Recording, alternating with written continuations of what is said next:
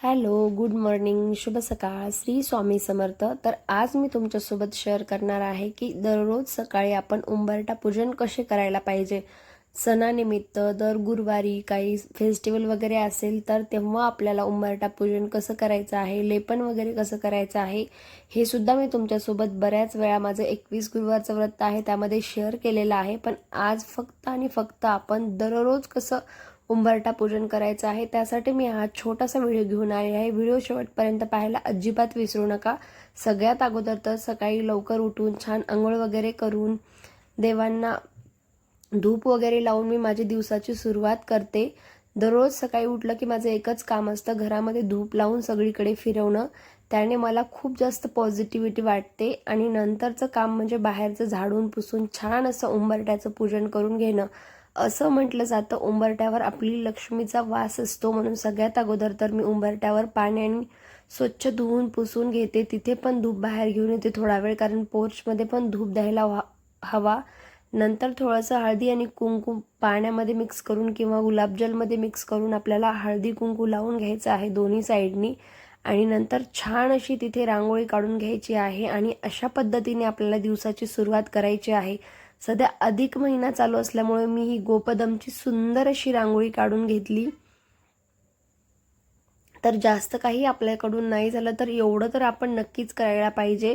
सर्वांची अशी मान्यता असते की आपल्या घरामध्ये घरामध्ये आणि आपल्या घराच्या उंबरठ्यावर मेन म्हणजे लक्ष्मी वास करत असते. त्यामुळे आपण सकाळी उठल्यावर अगोदर आपल्या घराचा उंबरठा स्वच्छ केला पाहिजे, आपलं दार स्वच्छ केलं पाहिजे आणि अगोदर दरवाजाची उंबरठ्याची पूजा करून नंतर आपण पूजा केली पाहिजे. आणि मी पण दररोज तसंच करते. छान असं बाहेरचं सगळं स्वच्छ करून रांगोळी वगैरे काढून घेते आणि नंतर पूजा करते. एक माझं काम माझ्या घराचा उंबरठा, मेन डोअर स्वच्छ ठेवणं, घरात धूप देणं, ह्या गोष्टी मला खूप जास्त पॉझिटिव्हिटी स्प्रेड करतात. आणि माझ्या घराचं डोअर आणि जे घरामध्ये दरवळतो तो धूप पाहून मला खूप खूप खूप जास्त प्रसन्न वाटतं. आणि दिवसाची माझी सुरुवात एवढी सुंदर झाली तर दिवससुद्धा खूप जास्त छान जातो. छान अशी रांगोळी काढली, नंतर जे कुंकू मिक्स केलं होतं त्यांनी छान असे रांगोळीच्या सेंटरला कुंकू लावून घेतलं आणि नंतर सगळीकडे मस्त दरवाजाला सुद्धा अशा पद्धतीने धूप दिला. मी बऱ्याच जणांना अशा पद्धतीने धूप देताना पाहिले आहे. फक्त मेन डोअरलाच नाही तर घराच्या प्रत्येक कानाकोपऱ्यामध्ये आपण अशा पद्धतीने धूप दिला पाहिजे, जेणेकरून आपल्या घरातील निगेटिव्हिटी दूर होईल आणि आपल्याला खूप जास्त छान पॉझिटिव्ह फील होईल. आणि नंतर पोर्चमध्ये, पायऱ्यांमध्ये सगळीकडे अशा पद्धतीने धूप फिरवून घेतला. तर असं काहीसं माझं सकाळचं रुटीन असतं. आणि फक्त आजच व्हिडिओ बनवते म्हणून नाही, दररोजच मी धूप लावल्यावर पूर्ण घरात इव्हन बेडरूममध्ये सुद्धा कानाकोपऱ्यामध्ये धूप फिरवतेच. आणि तिथून सरळ मी वळते किचनकडे. दररोज देवपूजा करायच्या अगोदर माझं रुटीन असतं ते म्हणजे उंबरठ्याचं पूजन करणं.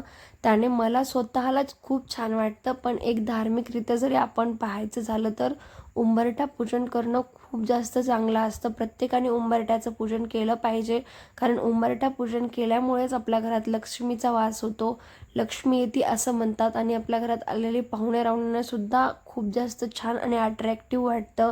घरामध्ये जर कोणी आलं तर त्यांना सुद्धा छान वाटतं आणि आपल्या घरात लक्ष्मी यावी म्हणून सुद्धा आपण उंबरठ्याचं पूजन केलं पाहिजे, स्वच्छता ठेवली पाहिजे. शक्यतो दररोज रांगोळी वगैरे काढली पाहिजे. तेवढं जरी नाही झालं तर ॲटलिस्ट उठल्यावर एक तर झाडून पुसून एवढं तरी स्वच्छता केलीच पाहिजे. सकाळी उठल्या उठल्या मी बऱ्याच जणांना दारासमोर सडा वगैरे आपण टाकताना पाहतो, पण शहरात राहिल्यावर त्या गोष्टी शक्य नाहीत. तर किमान आपण उठून थोडीशी स्वच्छता तर नक्कीच करू शकतो, किंवा थोडंसं पाणी पेल्यात वगैरे घेऊन बाहेर शिंपडावे.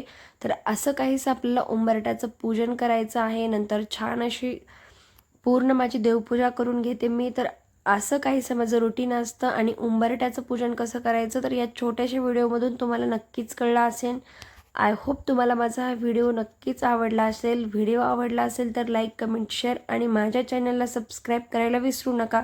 तुम्हाला जर आणखी असेच व्हिडिओ पाहिजे असतील तर माझ्या चॅनलला नक्की एकदा व्हिजिट करा. तुम्हाला बरेचसे छान छान आणि अशीच महत्त्वपूर्ण माहिती पाहायला भेटेल. आणखी भेटूयात एका नवीन व्हिडिओसोबत. तोपर्यंत अजून जरी तुम्ही माझ्या चॅनलला सबस्क्राईब केलं नसेल तर सबस्क्राईब नक्की करा आणि या व्हिडिओला सुद्धा खूप खूप जास्त प्रेम द्या, खूप जास्त शेअर करा आणि आणखी व्हिडिओ पाहिजे असतील तर एकदा नक्की माझ्या चॅनलला व्हिजिट करा. तुम्हाला बरेचसे तिथे सुद्धा व्हिडिओज पाहायला मिळतील. आणि हा व्हिडिओमध्ये जर काही चुकलं असेल तर ते सुद्धा कमेंट करून नक्की कळवा. पुन्हा भेटूया, तोपर्यंत बाय बाय.